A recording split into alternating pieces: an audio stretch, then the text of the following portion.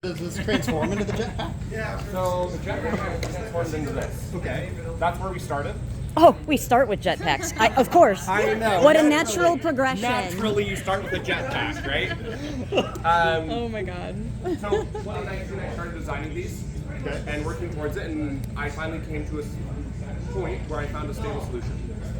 And so we said, F it, take the loan, build the boy. And so we built that thing up, and we did our first engine test, right? And we got all 4 engines on there, and we light them up, and they start burning. And if you've heard a jet engine up close, it's loud. It's this like visceral experience. It just. That's a very good imitation. I need to perfect mine. That's great. Yeah, it's great. Only practiced a little bit. Right. Whole week here. It's intense. And so we spool up full throttle, and I see sparks kick out of the tail of one of these. I'm like, that's new. I haven't seen that before. And then boom! Half a second later, all 3 of the 4 engines, not all 3, explode. They rip themselves from their mooring, and this one's flying out that way, and there's diesel shooting that way, and flames out the side, and my battery Diesel powered. Like, oh no, what do I do? Take the battery, throw the battery inside, move the diesel cans over, stop on the fires, blow out the engine. And we're just frantic, trying to get everything cooled off, not burn everything. And we sit back, catch our breath, and realize I just saw $30,000 blow up in my face. And my heart just drops. It is one of the most disappointed moments in my life. It brought me so low. Like, we pushed so hard to get there. But we ended up going back, we took a lunch, right? Waited a day. And did root cause analysis. All right, we're engineers, we're gonna figure out what went wrong because it's never gonna happen again, so help me. So we did root cause analysis, we found our problems, and we said, cool, this wasn't actually our fault. It was the engine manufacturer. Go figure. Yeah, we brought it up, but they said, no, it's your fault. The engines are supposed to do that. So we redesigned how we're gonna control our engines. And we decided, cool, we're gonna actually monitor them ourselves, and we're gonna handle that control system ourselves, instead of letting the engine do it.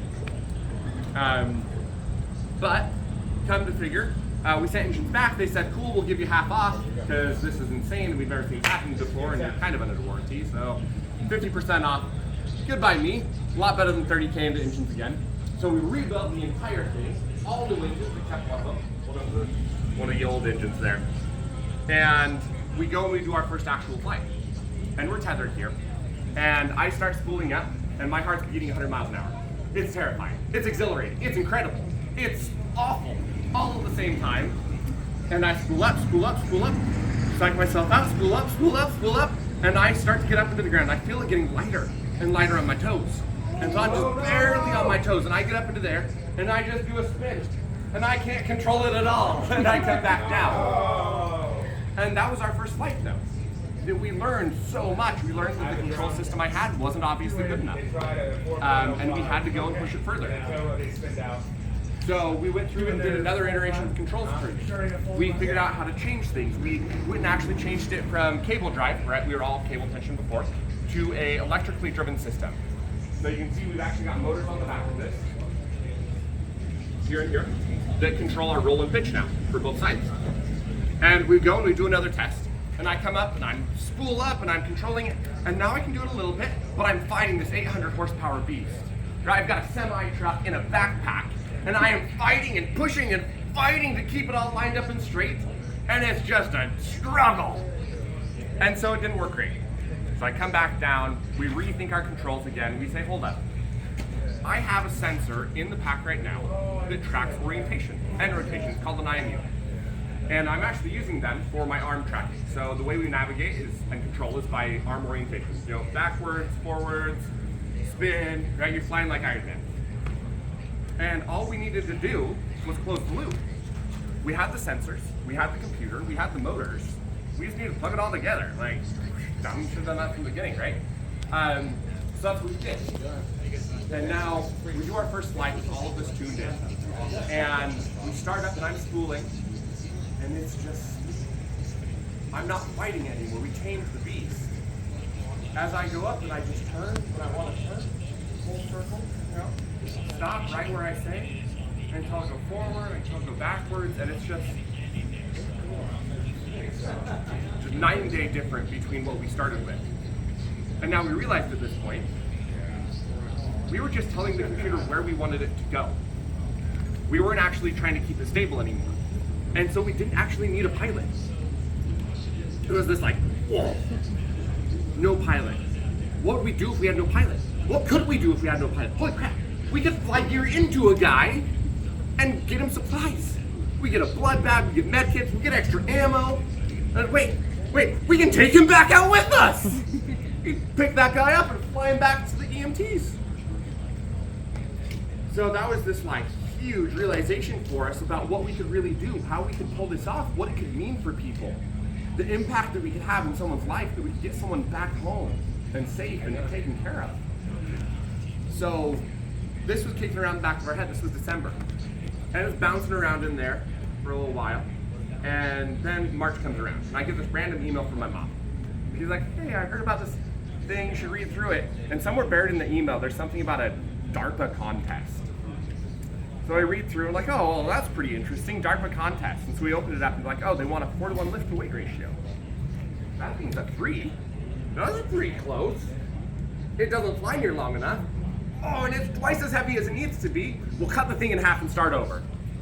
But the math didn't work out. So instead, what we had to do is rebuild absolutely everything.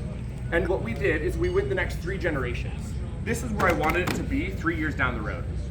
And we just had to leapfrog a little bit and go to the end of the line and rebuild all of it. So what was a 200 horsepower engine, only putting out 100 pounds of thrust, got transformed into an 18 horsepower engine, putting out 140 pounds of thrust. Huge efficiency gains, monumental.